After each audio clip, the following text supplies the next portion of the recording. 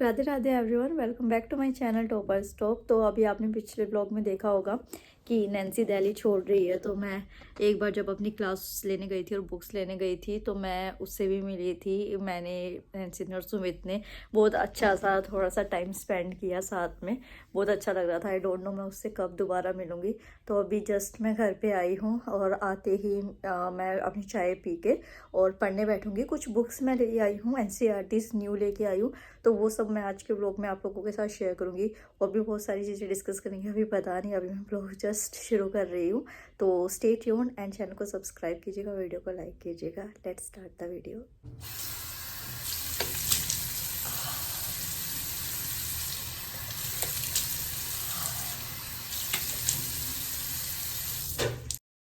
Starting करते हैं चाय बनाने से, क्योंकि थोड़ा-सा फ्रेश फ़ील करना ज़रूरी है। और पता नहीं क्या था, मतलब मेरे को एक छोटी-सी ट्रीट भी मिली थी, बट स्टिल मुझे भूख लग रही थी, तो मैं पैटी मेट्रो स्टेशन से पैक करा लाई थी। फिर यहाँ पे मैं अपनी बुक्स की अनबॉक्सिंग कर रही हूँ। मतलब बेसिकली ये था, एनसीईआरटीज़ में लाई थी।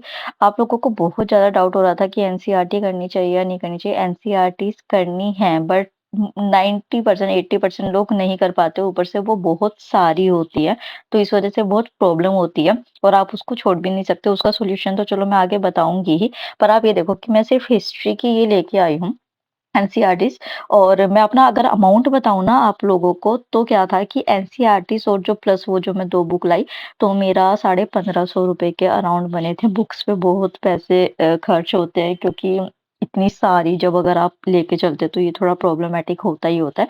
तो मैं यहाँ पे अरेंज कर रही थी, उसी के साथ जो मैंने पिछले ब्लॉग में दिखाया भी था ना, यूपीएससी मेंस के जीएस 1 टू 4 के मॉडल आंसर्स मैं लेके आई थी कि भई पता चल सके। और उसी के साथ ये मुदित जैन सर हैं, इनकी ये बुक लेके आई थी मैं, और एथिक्स की केस स्टडीज़ लेके आई थी, जहाँ-जहाँ मुझे लगता है कि मेरे मार्क्स कम रहे थे।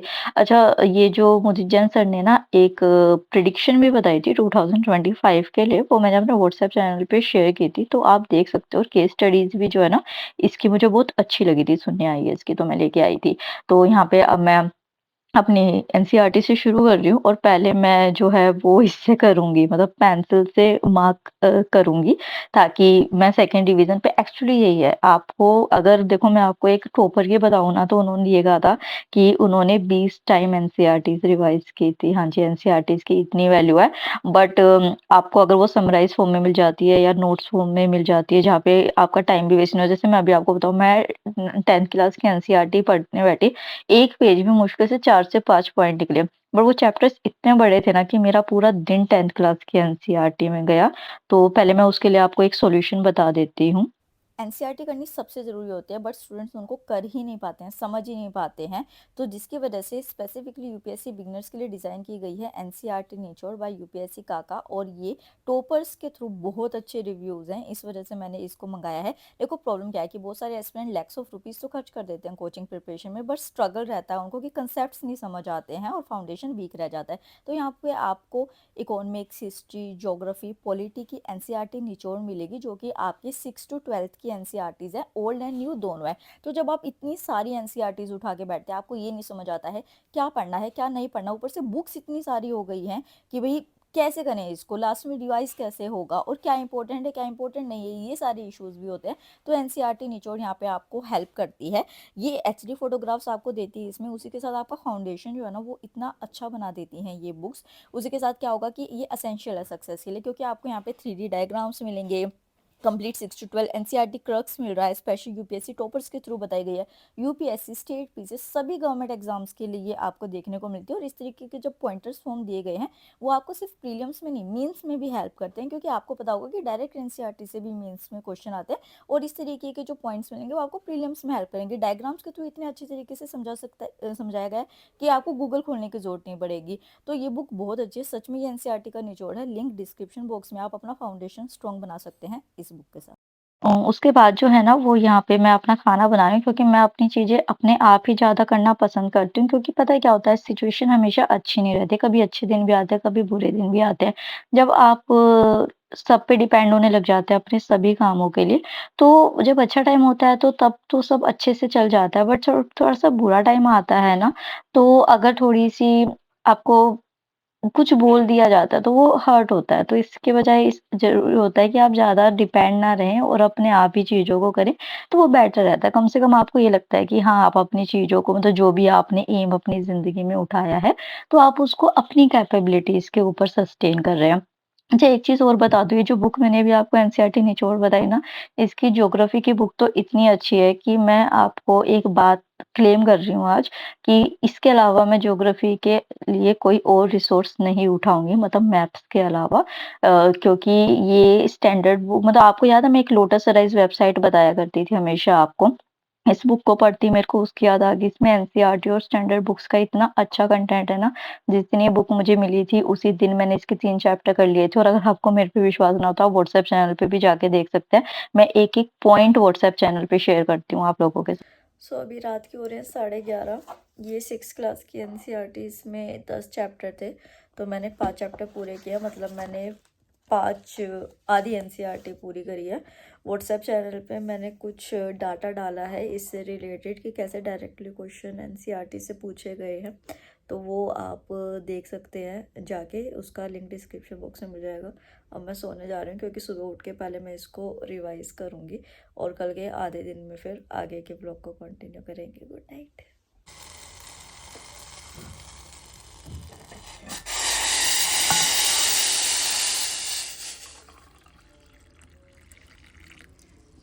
तो आप लोग हमेशा मुझसे पूछते हैं ना कि मुझे इतनी स्ट्रेंथ कहाँ से मिलती है, तो श्रीमद् भगवद गीता से मुझे सबसे ज़्यादा स्ट्रेंथ मिलती है। मतलब जो अर्जुन का भगवान ने इतना साथ दिया, सारी सिचुएशंस ट्रबल हो गई, वो मतलब अर्जुन सब कुछ छोड़ के कह रहा था कि मैं संन्यास ले लूँगा, भीख माँग के अपना गुज़ारा करूँगा, पर भगवान ने उसको बार-बार कहा कि नहीं, तुझे कर्म करना है, मैं तेरे साथ हूँ। तो वो चीज़ मुझे बहुत ज़्यादा मोटिवेट करती है, इंस्पायर करती है। एक चीज़ मैं और बताना चाहती हूँ कि जब से मेरा रिज़ल्ट खराब आया ना, मेरे को एक इतनी हिडन पावर फ़ील होती है अपने पीछे, चाहे वो आप लोगों के फ़ेस में हो, जो मुझे बहुत ज़्यादा स्ट्रेंथ प्रोवाइड कर रही है और मुझे और पुश करती है मेहनत करने। तो अभी I have just completed my this thing, ये जो मैंने अभी आपको वीडियो दिखाई थी, मतलब कि ये जोग्राफिकल और इन्वायरमेंटल चीज़ें जो न्यूज़ में थी, ये मैंने अपने व्हाट्सएप चैनल पे भी शेयर कर दिया है, तो आप वहाँ से भी देख सकते हो, उसका लिंक डिस्क्रिप्शन बॉक्स में। एंड मैरी क्रिसमस, सॉरी मैं भूल ही गई थी। कोई सेलिब्रेशन नहीं है, कल भी नैन्सी के यहाँ जाना ज़रूरी इस वजह से था क्योंकि वो जा रही थी दिल्ली छोड़ के। अगर वो वैसे बुलाती तो नहीं जाती मैं ओब्वियसली, क्योंकि एग्ज़ाम अभी इम्पोर्टेंट है, बट उसका जाना शायद इससे थोड़ा ज़्यादा इम्पोर्टेंट था क्योंकि कभी मिलेंगे हम। तो न्यू ईयर का कोई प्लान नहीं है मेरा, कुछ नहीं है, सिर्फ पढ़ाई करनी है मेरे को इस टाइम पे, और कुछ नहीं।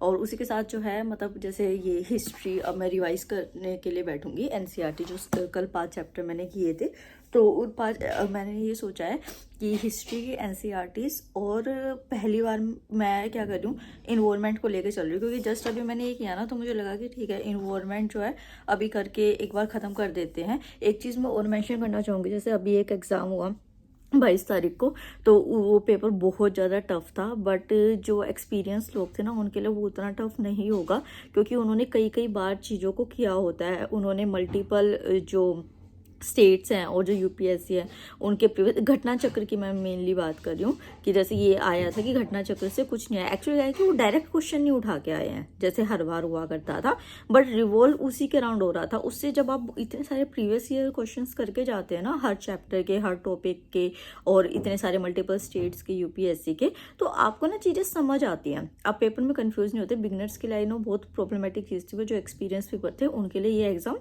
अच्छा रहा होगा, टफ था नो डाउट, बट अच्छा था। जैसे कि एक मैं बताऊं कि 2 क्वेश्चन तो डायरेक्टली जो एचसीएस में 2023 में पूछे गए थे ना, वो डायरेक्टली इसमें पूछे गए थे, सेम फैक्ट्स, सेम बिल्कुल इस तरीके से।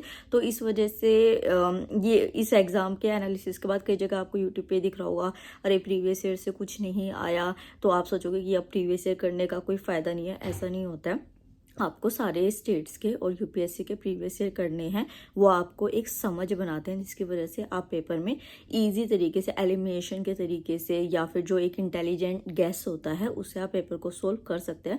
तो इन बातों में बिल्कुल मत जाए। जिस स्टेट का आप पेपर देने जा रहे हैं, यूपीएससी का पेपर देने जा रहे हैं, यूपीएससी के पेपर में भी स्टेट जीके का करके जाइए, क्योंकि कुछ ऐसा फैक्चुअल कंटेंट वो पूछने लगे हैं जो स्टेट्स में पहले पूछा जा चुका है, ठीक है। तो ये मिस्टेक मत कीजिएगा। तो अभी जो आज रहेगा वो 3 चीज़ें रहेंगी। करंट अफेयर तो ऑब्वियसली रहेगा, उसके साथ मेरी I N C R T 6 class की मैं पूरी करूँगी, उसके साथ मैं इन्वॉल्वमेंट लेके चलूँगी, और उसके साथ जो मैं केस स्टडीज़ लाई हुई हूँ एथिक्स की, बैठ के मैं वो करूँगी। और अगर टाइम बचा तो आधा पेपर GS1 का जो मॉडल आंसर मैं लेके आई हूँ PW ओनली IAS के, मैं वो करूँगी। ज़्यादा टाइम बच गया तो पूरा भी कर सकती हूँ और आधा भी कर सकती हूँ। उसके बाद मैं अगेन अपना पढ़ने बैठ गई थी और वो भी मैंने अपनी आवाज़ सुनी तो पता नहीं क्यों मैंने ये ईयरफ़ोन से मैं रिकॉर्ड कर रही हूँ तो मेरे को अपनी आवाज़ बहुत अजीब-सी लग रही है। एक चीज़ और, न्यू ईयर है कल, तो आप लोग बहुत एन्जॉय करना चाह रहे होंगे। मैं बस एक ही बात कहूँगी कि एन्जॉयमेंट करो, अगर दुखी हो तो दुखी हो, बट उसको एक लिमिट में करो। ये भी याद रखो कि 22 जनवरी को फॉर्म्स आउट हो रहे हैं और 25 मई को एग्ज़ाम है। मेरा 2025 का सिर्फ़ एक प्लान है, वो है कामयाबी। मुझे सिर्फ़ वही चाहिए। अगर ज़्यादा से ज़्यादा हुआ तो मैं शायद अपने घर के पास जो इस्कॉन टेम्पल है, वहाँ पे अपने प्रभु के दर्शन के लिए जाऊँगी। बाकी मेरा एज़ सच न्यू ईयर पे कोई प्लान नहीं है, मुझे पूरे दिन बैठ के पढ़ना है। तो फिर मैं यहाँ पे अपना वेज चीला बना रही थी, क्योंकि लाइट वेट भी होता है और जल्दी भी बन जाता है, तो आप लोग भी बना सकते हैं। एक चीज़ मैं और आपको बताना चाहती हूँ कि जो लोग प्रेमानंद महाराज जी को फ़ॉलो करते होंगे या फिर जो है अ, आप ये देखो कि रिज़ल्ट के बाद ना मुझे अपने अंदर इतनी ज़्यादा ताकत फ़ील होती है और मेरे को वो ताकत के पीछे सिर्फ़ अपने भगवान दिखाई देते हैं, चाहे वो किसी भी रूप में हो। तो मैं अब मेरे अंदर ये इच्छा हुई है कि मैं दीक्षा लूँ उनसे, तो उनके जो दीक्षा के कुछ रूल्स होते हैं, वो मैंने करने शुरू कर दिए हैं और 2025 को मैं पूरी कोशिश करूँगी कि पूरी अच्छे तरीके से मैं उन रूल्स को फ़ॉलो करूँ, ताकि 1 साल के अंदर, 1.5 साल के अंदर मैं दीक्षा लेने लायक हो सकूँ और मैं अपनी ज़िंदगी को एक अच्छा रूप लेके आगे बढ़ूँ। जो भी गिले-शिकवे थे, वो सब मैंने हटा दिए हैं। मेरे को अपनी ज़िंदगी में कोई भी नेगेटिविटी या नकारात्मकता नहीं रखनी है, बस खुशी से आगे बढ़ना है। और ये नोट्स मैंने व्हाट्सएप चैनल पे शेयर कर दिए हैं, तो आप जाके देख सकते हैं। जय हिंद।